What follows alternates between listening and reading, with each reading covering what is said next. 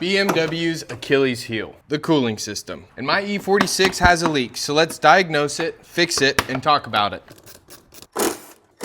Get this airbox out of the way. So in my experience, the cooling system on almost all BMWs is the most high maintenance system. Let's go over some of the common failure points. The thermostat. It's an entire plastic assembly with a plastic sensor. It also has plastic hose connections for the upper and lower that join onto it. A lot of times the gasket that mates to the cylinder head fails. You can check for those with an inspection mirror underneath the thermostat housing. Use an inspection mirror like this with a flashlight and you can go underneath and check that lower gasket surface just like that. The same goes for the water pump. It's going to be behind this pulley. You want to get down there with an inspection mirror and a flashlight, and there's actually a little weep hole on the bottom of the water pump, and if that starts to fail and the bearing inside the water pump fails, it'll start to let a little bit of coolant out on the backside. So an inspection mirror is a very good tool for diagnosing cooling systems. The lower radiator hose can also be super common. It has this sensor that taps into the lower hose. It can leak there, it can leak at the radiator, or it can leak on the thermostat side. The upper hose can also be super common. It has a plastic connection, like I said. They can get brown and brittle and fail pretty easy. This is the hose that I actually suspect is leaking on this car. It also has two connections, one there to the expansion tank and one there to the radiator. These radiators also like to fail here at this top neck. They get brown and brittle and they show age really easy. Now the expansion tank is another super common failure point. There's a glued seam, I believe, right here where all this coolant crust is. Sometimes they get overpressurized, especially if your cap isn't doing its job in releasing pressure if you overheat. And these things have a tendency to crack, sometimes explode, or leak at that seam. This lower heater hose connection can leak sometimes, but it's not nearly as common as the expansion tank, radiator, upper, and lower. There's also this hose off the very bottom of the expansion tank. This is a manual transmission car, so it doesn't have the automatic transmission thermostat. But if you have an automatic car, there's going to be an automatic transmission thermostat that mounts right here on the bottom of the expansion tank, and that's going to tie in here to this coolant bracket that mounts to the back side of the radiator. This hose has a tendency to get oil saturated, but it is not as common for leaks as you would think. Now the most overlooked coolant leak on these cars and the hardest to do are these plastic water pipes. Right down there where my light's shining on, you can see a brown plastic pipe right behind this Diagnosing line there. There are two water pipes that tap into the cylinder head and then they run down underneath the intake manifold, and that coolant hose right there connects to it. Those water pipes get super brittle, they turn brown, and they start to snap off where they tap into the cylinder head. For that one, you got to crack the intake manifold up and get it out of the way. It can be a little bit more labor intensive, usually about 4 to 5 hours book time, I think. But it is really nice reassurance having them replaced and renewed. I have seen the heater hoses back at the firewall leak a little bit, and sometimes I have seen these little heater valves leak before, but they are not nearly as common as the water pipes, the upper hose, the lower hose, the thermostat, water pump, and radiator. Those are all the common culprits. Let's pull this fan out of here real quick. Now I see people try to do a lot of educated guesswork on where their coolant leak is coming from and what component to replace. There is only one true king to diagnosing cooling systems, and that is a cooling system pressure tester. Now I suspect this upper radiator hose is leaking, but how do I confirm that? What if it's the seam on the expansion tank? What if it's the water pump and the serpentine belt is just throwing coolant everywhere? Well, that's where the cooling system pressure tester comes in. All you have to do is just remove the cap, find an adapter that fits your BMW. This one is for the E46 and old style bottles. This one's for the E90s, stuff like that, and F bodies. I have one for an Audi, I have one for a Mini Cooper, and I have one for my diesel truck. So take the adapter, thread it onto the expansion tank. Then we take our cooling system pressure tester, we adapt it up to the adapter, and then I like to put about 15 PSI into the system. So right there, we're at about 15 PSI. Now another thing is BMW uses bar on their expansion tank caps. And if you see here, it says 200. That means that this expansion tank cap is rated to 2 bar. So when the pressure in the system reaches 2 bar, this expansion tank cap will release and allow pressure to bleed out of the cap to prevent overpressurizing of the cooling system and causing more damage. But 2 bar is a really, really high pressure. This cooling system pressure tester is just under 15 PSI, and that's only 1 bar. 2-bar is showing like 28 PSI, which honestly, I would never put that much pressure into a cooling system. So I already replaced this upper radiator hose some months ago, but I bought it from O'Reilly, so it really can't be trusted. And if you see here, we have a little bit of coolant coming out of this seam where the rubber mates up to the plastic. Now this is a perfect teaching moment because 2 days ago, when I put pressure into the cooling system and the car was slightly warm at about 16 to 18 PSI, I was able to see some drips coming from that connection there where the rubber meets the plastic on that upper radiator hose. Now the car is absolutely ice cold. I have 20 PSI in the system and it's not leaking anymore. Now this just goes to show, sometimes they leak when they're hot, sometimes they leak when they're cold, sometimes they leak during both. But my advice on all these coolant leaks is to find where your evidence is. For me, it's along this seam of the expansion tank, and then work your way up and see where that evidence takes you. In my case, I could see that there is some white crust developing here underneath the hose, and then once I got the air box removed the other day, I was able to finally confirm that there was a little bit of coolant dripping out of that seam, coming down onto the expansion tank, and then leaking down, filling into this crack, making it look like it's an expansion tank leak, but really it's just a failed upper radiator hose. So now I have 22 PSI in the system, which I never do. I never put it that high up into the red, but I just really wanted to show you guys this leak, and it's still not leaking. So if I was in a shop and I needed to properly diagnose this cooling system, I would run the car, get it warm again, but not too hot to where I can't open the expansion tank, and then put pressure into the system with my cooling system pressure tester. But in this case, you guys just need to trust me that I did confirm that this hose right here is leaking at the seam, dripping down onto the expansion tank. I'm not gonna put more than 22 PSI into the system. This thing is just gonna leak when it's hot. And the proof that I confirmed the diagnosis, I next day aired an upper radiator hose, an expansion tank, and a jug of coolant from FCP Euro. I am in need of a new workbench. I've been using this storage shelving with these removable tops for too long. I can't fit underneath and it is not sturdy enough to mount anything. And my bench vise is mounted to this wobbly toolbox cabinet that has no support. We're gonna fix that. Thanks to today's sponsor, FlexiSpot.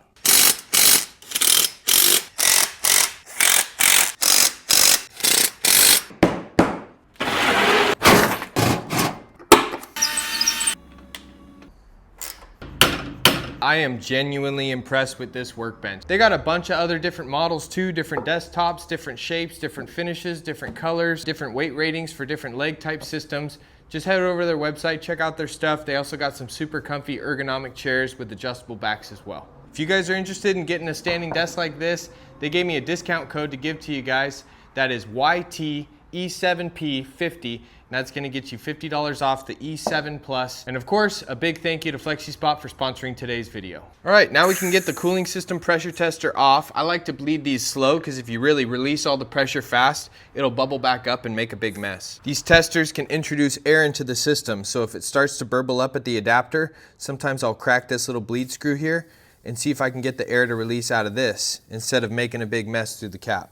If you have a leak or if you put pressure into the system with a cooling system pressure tester, I would recommend going through and bleeding the cooling system afterwards. That's what I always do, and we'll go through that process at the end of the video. So to start the repair, I'm gonna use my fluid extractor, stick it into the expansion tank, and pull as much coolant out as I can. You can also go underneath the car and release the drain petcock, put a 5-gallon bucket or a pan underneath, try to drain the coolant that way, but this is just a little faster and easier for me. Plus, we're sort of doing top-end coolant repair work minus the expansion tank, and so we don't need to evacuate the entire system.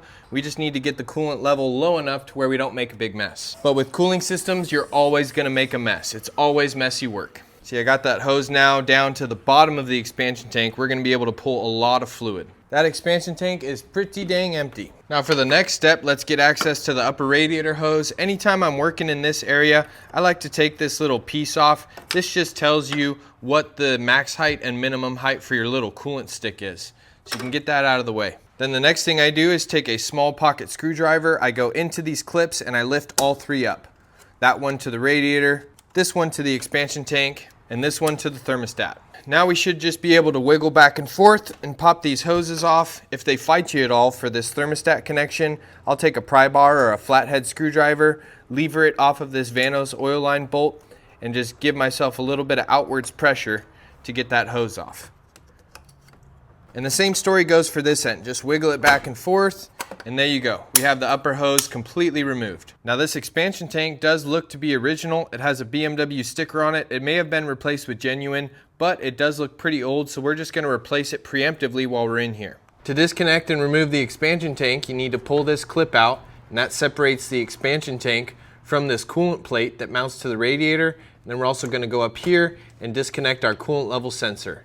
Now, when we pull this up, it should all disconnect. Sometimes this bracket will come loose and come with it, and if that's the case, you need to disconnect this hose here if it takes that coolant bracket piece with it. There's also another hose that goes to the expansion tank right down here. We need to lift up on that clip, and we need to disconnect this hose just like that. Now we should be able to remove the expansion tank. Now to remove the expansion tank, I like to put the radiator cap back on it so I can take a pry bar and lever off of this front end support and lift it up. This expansion tank kind of clips down into that coolant bracket with some little hooks. It has one big hook up here at the top, and then it has a couple smaller hooks, and it links into that coolant bracket down below. So I'll just put the cap on, put my pry bar underneath, try to lift off till it releases, just like that. That was perfect. And there's a little bit of coolant that's gonna drain out. Now we can pull up and remove our expansion tank. It's separated at the thermostat component very well, and you can see here it has this tang right here that locks down onto that bracket. And this looks to be original too. It has a 2002 date on it, and that's the production year of the car. So for the expansion tank, I bought a Nissens from FCP Euro. I believe this is the OEM manufacturer, so it should be just as good as a genuine without the price tag. And the nice thing about this expansion tank is it comes with a new cap. You need to check the rating on that, make sure it matches your old one. It comes with a new coolant level sensor, and the only thing we need to swap over is the clip. And you can see how this clip goes, locks into this main piece, and slides down. Now I like to pre-lube all of my cooling system connections, so I'm just using some Sil-Glyde. It's just a different type of silicone grease, and I'm going to lube all these different hose connections so the O-rings just slide over a lot easier and it doesn't fight me for the install.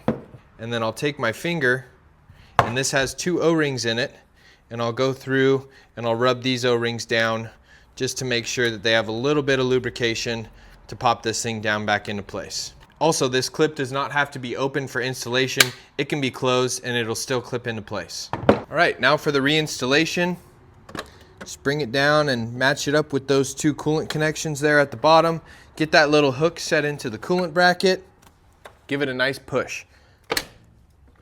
You hear that click? Seems to have clicked in nicely. Lift up, feels rock solid. My clip is locked in the position. We're good to go. Let's connect this small little heater hose. Then I'm just gonna reach down and plug in my coolant level sensor. Okay, expansion tank is in. For the upper radiator hose, I bought a Rhine. It is, that staple just tore me open. Get the blood off the packaging. So for the upper radiator hose, I went with Rhine. I don't think it's the OEM, but I have had really good luck with them in the past. They sell them at a really good price, and I bought it from FCP Euro, so if anything goes wrong, I have a lifetime replacement guarantee. I can just order up a new one, send in the old one, and get full swap. Now for the install of the upper, same story. Make sure that all your connections are nice and clean. Put a little bit of lube on them if that makes you feel a little bit more comfortable. You can leave the clips down. And then I usually start with the radiator. Make sure the clip drops down into place. For the expansion tank, sometimes you need to push the tank into the hose because this hose is now locked into the radiator. Just like that. Those 2 are clipped in. There's a little bit of old grease, so I'm just gonna wipe that off. Make sure this O-ring is nice and lubed up. Drop this upper onto the thermostat. Slide it forward till it locks in. And we are good. Everything is now locked in and solid. Now for the next step, we need to put pressure into the cooling system, but we can't pressurize it if it's just all air. So I'm gonna start adding my coolant back into the system. This is a concentrate, but I'm just gonna mix it inside the expansion tank because I'm feeling lazy. You can tell it's a lot thicker and more syrupy. So to properly fill and properly bleed this cooling system, take a flathead screwdriver, and I like to completely remove the bleed screw from the upper radiator hose. That way I can sort of see down the hole and see what's going on. But this O-ring came off of the bleed screw as I took it off. So always make sure you don't leave that in or misplace it. Just keep it attached with the screw. Now I'm gonna keep adding my fluid. And what we're gonna do is we're gonna fill this system up with coolant and with water until we get a steady stream coming out of that upper bleed screw. I don't wanna see any air coming out of there, and I wanna see the expansion tank fluid level flush with that bleed screw. And this is allowing the coolant to go down into the system and let all the air come back up out of that bleed screw. That's the highest point on the cooling system. See, now we got a nice steady trickle. The expansion tank is pretty high. The coolant bleed is fully maxed out. Throw this bleed screw cap back down and snug it up. Just a little quarter turn. These things hold up to really good PSI. You don't need to over torque this. If you over torque this, it's not really gonna go tight. It'll just continue to spin. And it might be problematic. You might damage the threads in the upper hose. You might have to replace the entire upper hose. Now this is where a fluid extractor is really handy for BMW work. This coolant level is way too high. If you were to just throw the cap back on this or put pressure into it, this coolant's just gonna explode out of your cooling system pressure tester. It's gonna make a big mess. So I recommend investing in a fluid extractor like this one from Harbor Freight. Maybe find one online. They also make some little hand ones, or if you wanna keep things cheap, just buy a turkey baster and use that for your automotive stuff. So what I'm gonna do is I'm gonna pull enough coolant out of here just to where this little float is not maxed out. See, right now it's just at the max height. I can't pull it up any higher. What I'm gonna do is stick this down here, pull a little bit more. Gotta find the right hole to get it down. All right, we took a little bit too much out. I want this float extending past the threads on the expansion tank. This is the max line, that's the min line. I like to have it split the difference. We have a little bit of upwards movement in it, we're in good shape. Now the next step and the most important step, get your cooling system pressure tester back out, reinstall your adapter, and confirm that you fixed the leak. Sometimes these cars are plug one hole with your finger, the next hole starts. You know, the coolant leak is going to find the path of least resistance. So maybe this heater hose got aggravated when you disconnected it and the O-ring wasn't happy. Sometimes it can leak, but you need to put pressure back into the system to confirm that your leak is fixed. So let's put some pressure back into this thing, 16 PSI, and I'm gonna let this sit for like 5 to 10 minutes just to make sure. 10 minutes later, cooling system pressure is spot on at 16, rock solid, has not moved a muscle. So this cooling system is tight. Now we can slowly release the pressure.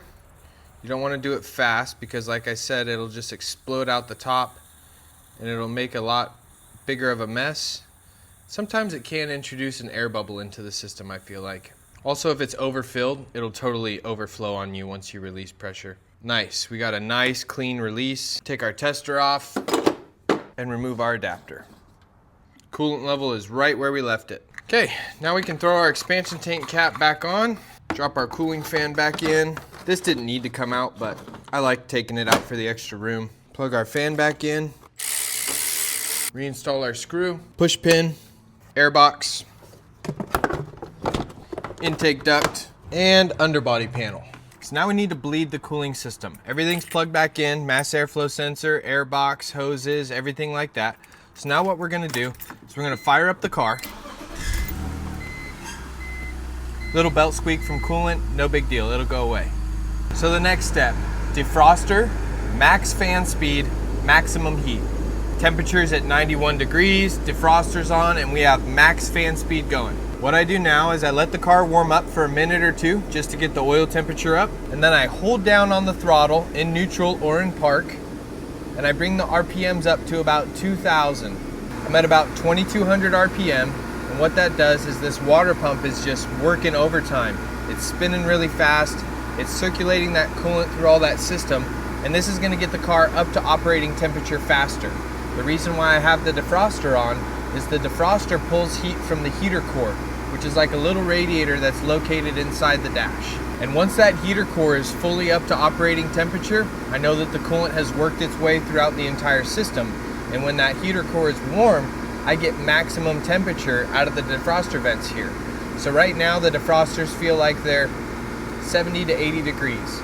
But by the time this thing is fully bled and I have hot coolant all the way through the heater core, this defroster will be so hot that it will almost burn my hand. Like it's right there on the cusp of almost being too hot to hold my hand there. And when that happens, that's when I know that there's no bubbles in the system, that the coolant has made its way through the block, through the heater hoses, all the way up into the dash, and that we have hot coolant everywhere. So I just sit here and I hold the throttle up and I just keep feeling the defroster. Usually takes a couple minutes, sometimes up to 5 minutes. Now there may be other processes to do this. This is how I was taught, and to be honest, it works fantastic for me. Any of these old M54, M52 cooling systems, they can be a little problematic with air bubbles, but I do this. I crack that bleed screw, I fill the expansion tank until I get steady flow out of the screw. I put it back down, I put the cap back on, I go through this procedure, and it always works for me. I can't tell you the last time I ever had an air bubble in the system or had any difficulty bleeding the cooling system. Now the defroster's getting up to 80, 85 degrees it feels like. It's getting warmer. That temp gauge is steadily going up, and I'm at about 2,500 RPM right now. Oh yeah, it just hit. Now my hand is pretty smoking hot being held over that defroster vent. It's right on the cusp of almost being too hot to keep my hand there. The engine coolant temperature is perfectly in the middle, and we are bled. Oh yeah, she's smoking hot. All my fluids are good. Now it's time to shut the hood, road test the car, and then let it cool down completely, and then recheck your coolant level. Never open that expansion tank cap if you've been driving or if your car is warm or hot.